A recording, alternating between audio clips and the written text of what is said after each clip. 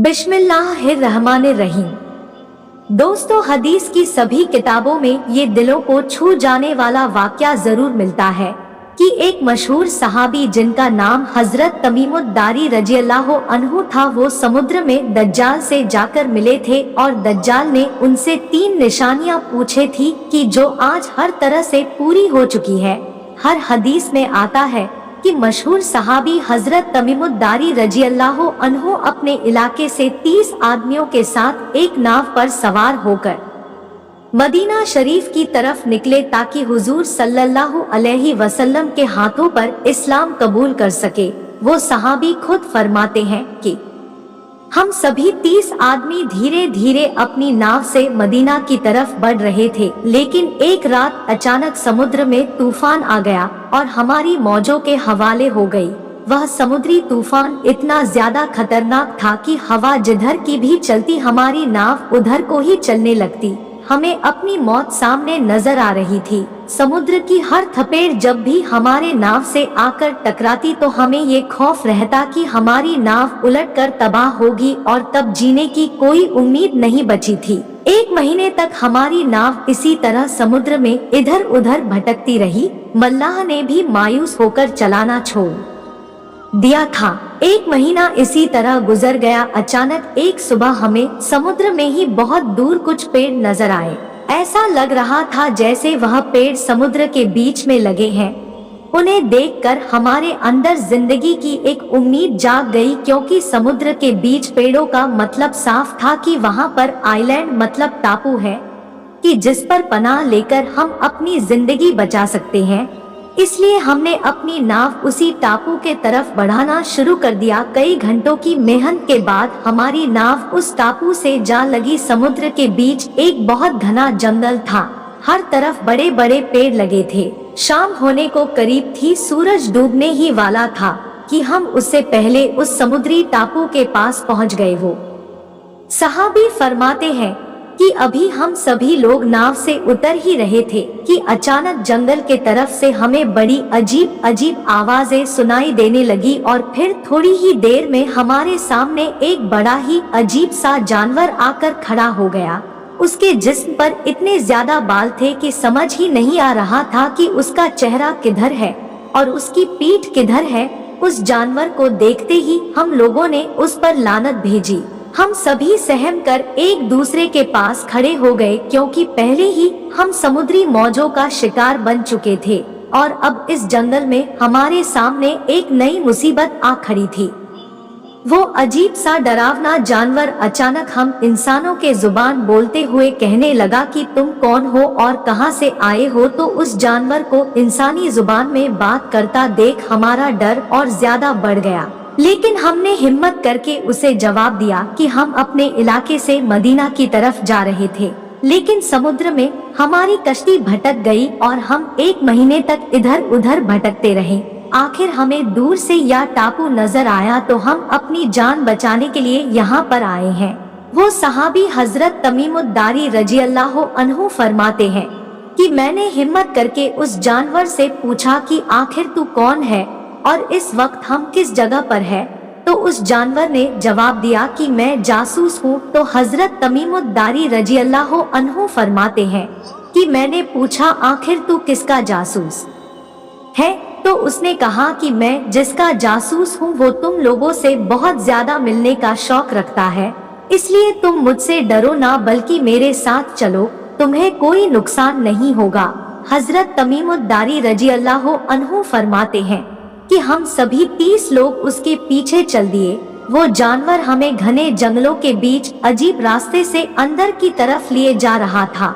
चलते चलते अचानक हमारे सामने एक बहुत बड़ा पुराना महल आ गया कि जो ऊंचे ऊंचे घने पेड़ों से ढका हुआ था। इस जानवर ने हमसे इशारा करते हुए कहा कि तुम लोग इस महल में दाखिल हो जाओ। हजरत तमीमुद्दारी रज़ियल्लाहु अन्हु फरमाते हैं कि हम सभी लोग हिम्मत करके अंदर दाखिल हो गए। अचानक हमने एक बहुत ही डरावनी शक्ल का बड़ा सा इंसान मोटी मोटी जंजीरों में जकड़ा देखा। वो जंजीरों से खुद को छुड़ाने के लिए इतनी जोर से छलांग लगाता कि महल की छत को जाकर छू लेता। लेकिन उसकी जंजीर ना टूटती। वो इतना ज्यादा डरावना था कि उसे देखकर हम सभी के जिस्म कांपने लगे। उसी खौफ और दहशत में हमने उस इंसान पर लानत भेजी और कहा कि आखिर तुम कौन हो। तो सामने जंजीरों में जकड़े शैतानी इंसान ने जवाब दिया कि पहले तुम लोग बताओ कि आखिर तुम कौन हो। हजरत तमीमुद्दारी रज़ियल्लाहु अन्हु फरमाते हैं कि मैंने उसके सामने अपने सारे हालात बयान कर दिए कि हम सभी लोग अपने इलाके से मदीना जा रहे थे कि रास्ते में हमारी कश्ती भटक गई और 1 महीने इधर उधर भटकने के बाद हम तुम्हारे पास इस टापू पर पहुँचे और तुम्हारे जासूस से हमारी मुलाकात हुई तो वो हमें लेकर तुम्हारे पास आया।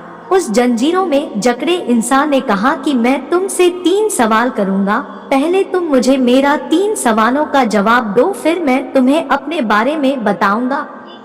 तो हजरत तमीमुद्दारी रज़ियल्लाहु अन्हु ने जवाब दिया कि ठीक है, पूछो तुम क्या पूछना चाहते हो। तो उस इंसान ने कहा कि बताओ आखिर बैसान के पेड़ों पर फल आते हैं या नहीं। तो हजरत तमीमुद्दारी रज़ियल्लाहु अन्हु ने जवाब दिया कि हाँ, उस पर फल आते हैं।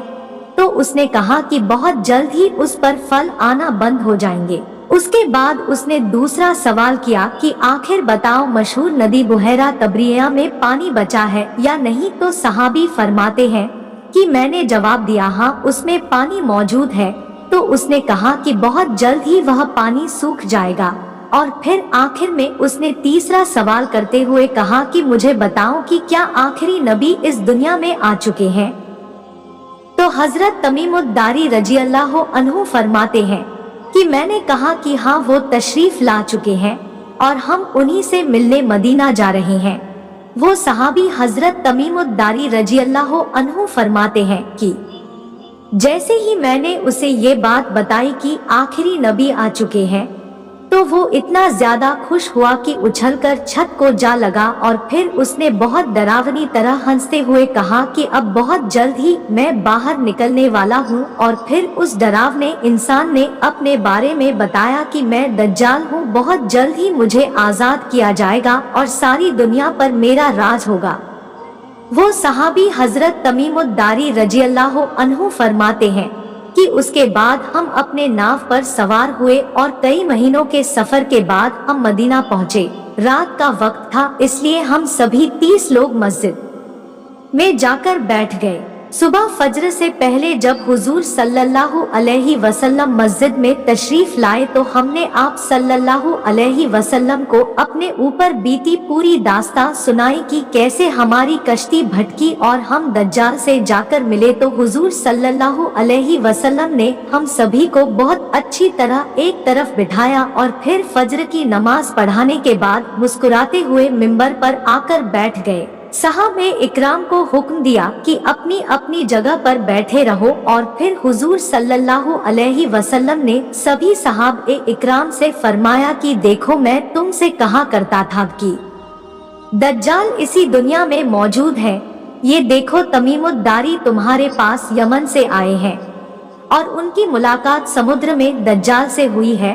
और फिर हजरत तमीमुद्दारी का पूरा किस्सा हुजूर सल्लल्लाहु अलैहि वसल्लम ने सहाबा इकराम को सुनाया। आखिर में हुजूर सल्लल्लाहु अलैहि वसल्लम ने अपनी लाठी मिंबर पर मारते हुए कहा कि दज्जाल मेरे तैबा मदीना में दाखिल नहीं हो सकता, मेरे तैबा में दाखिल नहीं हो सकता, मेरे तैबा में दाखिल नहीं हो सकता। और फिर हुजूर सल्लल्लाहु अलैहि वसल्लम ने मशरिक की तरफ इशारा करते हुए कहा कि दज्जाल इस वक्त मशरिक में है, इस वक्त मशरिक में है, इस वक्त मशरिक में है।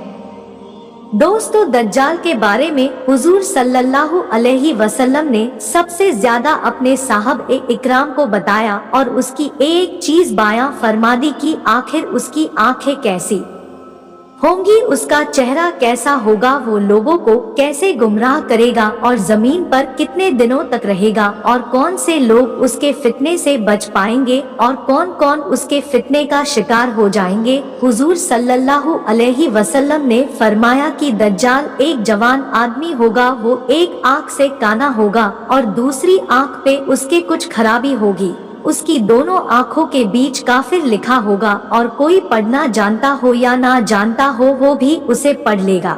दज्जाल का सीना चौड़ा और थोड़ा सा अंदर की तरफ फंसा होगा, उसके बाल घुंघराले होंगे। एक हदीस में आता है कि दज्जाल के निकलने से पहले सारी दुनिया में बहुत ज्यादा भुखमरी आम हो जाएगी। ना आसमान से बारिश होगी और ना जमीन से एक दाना उगेगा। दज्जाल अपने साथ खाने और पानी की नहरें लेकर चलेगा। उसके पास जन्नत व जहन्नम भी होंगी। जो उसको खुदा मान लेगा तो वो उसके लिए खाना पानी सब कुछ भर देगा, और जो उसका इनकार करेगा तो दज्जाल उसे भूखा प्यास में तड़पता छोड़ देगा। हुजूर सल्लल्लाहु अलैहि वसल्लम ने फरमाया कि दज्जाल अस्फहान से निकलेगा। और दोस्तों, अस्फहान इस वक्त इजराइल में मौजूद एक जगह है जिसे हुजूर सल्लल्लाहु अलैहि वसल्लम के जमाने में अस्फहान कहा जाता था। दज्जाल जमीन पर 40 दिनों तक रहेगा। जब वो आएगा तो एक दिन 1 साल के बराबर होगा, दूसरा दिन 1 महीने के बराबर होगा, तीसरा दिन 1 हफ्ते के बराबर होगा, और फिर बाकी दिन आम दिनों की तरह होंगे। हवा में बिजली की तरह उड़ेगा और दुनिया के कोने कोने तक जाएगा।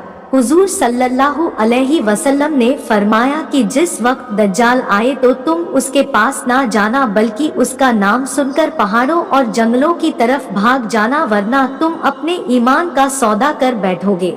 हुजूर सल्लल्लाहु अलैहि वसल्लम ने फरमाया कि दज्जाल सारी दुनिया पर राज करेगा, लेकिन मक्का और मदीना में दाखिल नहीं हो सकता। वो मदीना के बाहर आकर जिस वक्त खड़ा होगा तो मदीना में 3 जलजलों के झटके आएंगे कि जिसकी बदौलत जितने भी मुनाफिक और काफिर मदीना में छुपे होंगे वो सभी डरकर मदीना से बाहर निकल जाएंगे और दज्जाल के लश्कर में शामिल हो जाएंगे।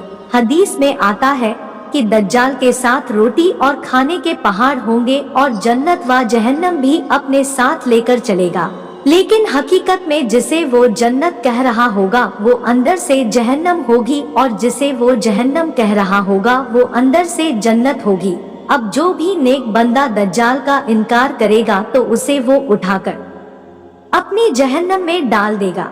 लोगों की नजर में तो वो इंसान जहन्नम में पड़ा नजर आएगा, लेकिन हकीकत में वो जन्नत के मजे ले रहा होगा। हुजूर सल्लल्लाहु अलैहि वसल्लम ने फरमाया कि दज्जाल का साथ देने वाले यहूदी लोग होंगे, और यहूदियों के पीछे दूसरी कौमें भी दज्जाल को अपना खुदा मानते हुए उसके पीछे पीछे चली जाएंगी। इसीलिए दोस्तों, आज हम देख सकते हैं कि यहूदी दिन रात इसी कोशिश में है कि किसी तरह मस्जिद अक्सा को शहीद कर दिया जाए और वहां अपना हैकले सुलेमानी बनाकर अपने मसीहा दज्जाल को निकालने की तैयारी की जाए, क्योंकि उनका मानना है कि जिस दिन भी हमारा हैकले सुलेमानी बनकर तैयार हो जाएगा तो उसी दिन हमारा असली खुदा आ जाएगा, और फिर हम सब उसके साथ मिलकर सारी दुनिया पर हुकूमत करेंगे। अल्लाह पाक हम सभी मुसलमानों की दज्जाल से हिफाजत फरमाए, और फिलिस्तीनी मुसलमानों और वहाँ के बच्चों की हिफाजत फरमाए, और हमें भी उनकी मदद करने वाला बना दे। दोस्तों, वीडियो कैसी लगी कमेंट करके जरूर बताएं, और वीडियो को लाइक, चैनल को सब्सक्राइब और शेयर जरूर करें। तो मिलते हैं अपनी नेक्स्ट वीडियो में। अल्लाह हाफिज।